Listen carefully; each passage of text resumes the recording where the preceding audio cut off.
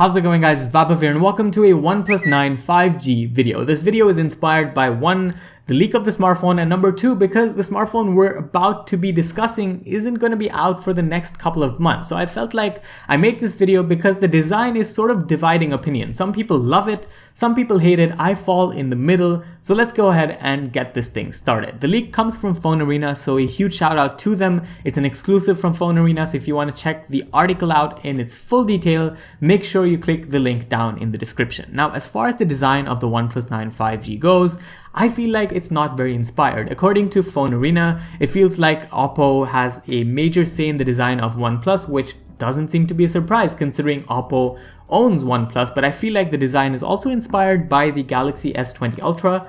According to me, the camera bump is pretty identical. And number two, the Galaxy S20 FE. Samsung and Samsung both had a baby. This is pretty much the baby. Now, as far as the camera bump goes, I feel like another part of it is also inspired by the iPhone 12 and the iPhone 11. So that is another thing to keep in mind. Now, as far as the camera itself goes, we're looking at a 48 megapixel sensor for sure. We don't know about the other one, but I suspect it's going to be a 12 megapixel ultra wide angle setup alongside a 2 megapixel macro or a 5 megapixel macro. That's the third camera lens right over here. There's also some Ultrashot branding here, which I think is going to be some sort of collaboration, or maybe this Ultrashot is a feature that enhances pictures maybe in a more vibrant way, or maybe Nightshot has just been renamed into Ultrashot because it's the best you can ever do. It's something that might be a marketing gimmick. It might not even make it to the final version of the smartphone, but it is something to keep in mind. Now, as far as the colors go, I'm not a fan of this gray color. I really like my phones to have some sort of color hue, so the FE did a good job with this blue and the Galaxy S20 Ultra did not. So I had to put this skin on it because that sort of made it a bit more attractive. The OnePlus, I feel like it's not that attractive. Now, the logo in the middle of the smartphone, of course, it's going to be in the middle. That's a no-brainer, but this logo isn't the OnePlus logo. It's in fact the Never Settle prototype logo. And because this is a prototype device, we're seeing this logo, and the final version of this device is obviously going to have the OnePlus logo right here. As far as the front goes, it's full screen. I don't know if the bezels are a bit smaller.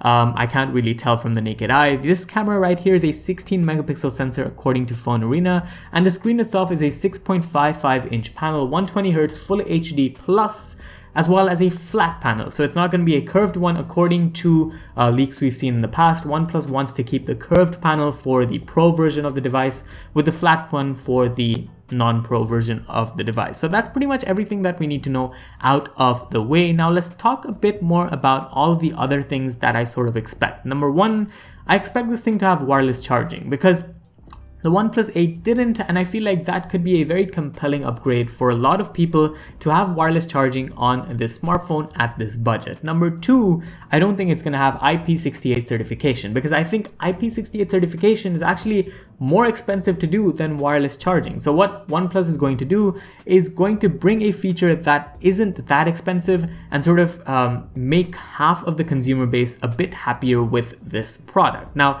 there are other pictures of the smartphone right here. We can't really tell anything about wireless charging, by the way. I've just heard that OnePlus wants to do this on their OnePlus 9 series, and I feel like they will, because more and more cheap budget smartphones like this smartphone compares directly to the OnePlus 9 5G, and this has wireless charging and IP certification. So I don't think OnePlus will bring both, but definitely one of the two. Now, if you look at the actual SIM card slot of the phone, you'll notice that it has rubber sort of bands around it, which might suggest IP certification, but I wouldn't hold my breath for that. I feel like every single OnePlus phone in the past has had it, so unofficially you could still dip your phone once or twice in water and get away with it, but I feel like the official certification is just a bit too expensive at this price tag for OnePlus.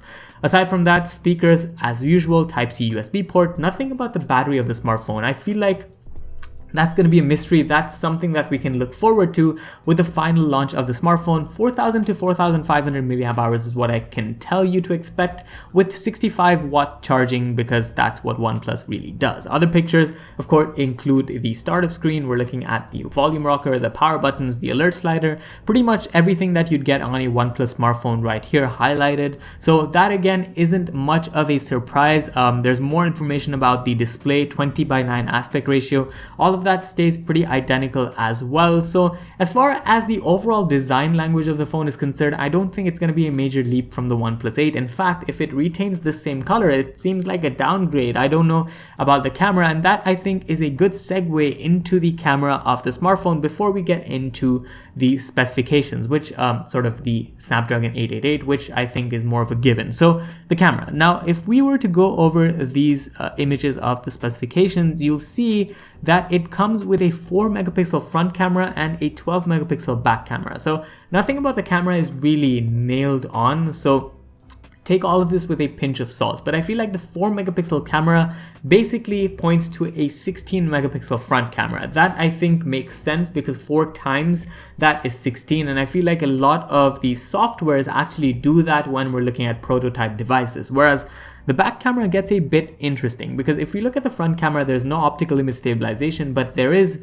electronic image stabilization. The back camera is a 12 megapixel, which obviously means it's going to be a 48 megapixel one on the main sensor, but it could also mean that that 12 megapixel camera sensor is the ultra wide angle lens because it doesn't support optical image stabilization right over here, or right over here. So there's no optical image stabilization supported, only electronic image stabilization is supported, which kind of makes me think that this might be the ultra wide angle lens, but it could also mean it's the 48 megapixel primary main lens. Let me know what you guys think down in the comments. That's something I'm a bit confused about. I feel like maybe this being the non-pro version of the device, they don't want to incorporate optical image stabilization here, and the pro version could obviously have that, but that's just something that's more of a gray area according to me, as well as of course the battery capacity of the smartphone. Aside from that, software is pretty simple. It's going to be Oxygen OS, the new one. It's going to be Android 11, which is going to be the latest one, and pretty much everything else is going to be as expected. We also saw a picture of 8 gigabytes of RAM and 128 gigabytes of storage.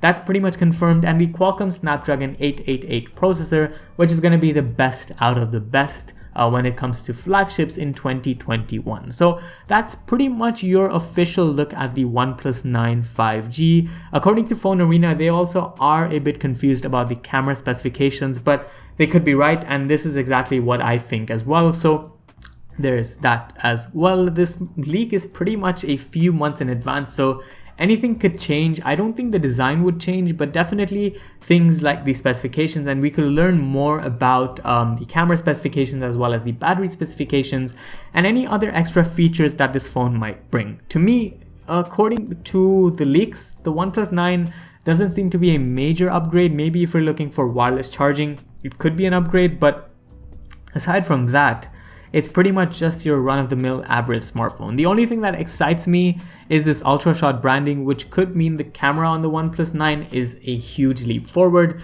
I feel like OnePlus does everything so well apart from the camera, and maybe this year could be the year where they incorporate everything, make the camera amazing, and just have an amazing smartphone. I feel like that will be what the case is going to be, and I think the phone will launch sometime in March. I could be wrong, but that's just my opinion and my thoughts on the smartphone. So yeah, those were my thoughts on the OnePlus 9 5G.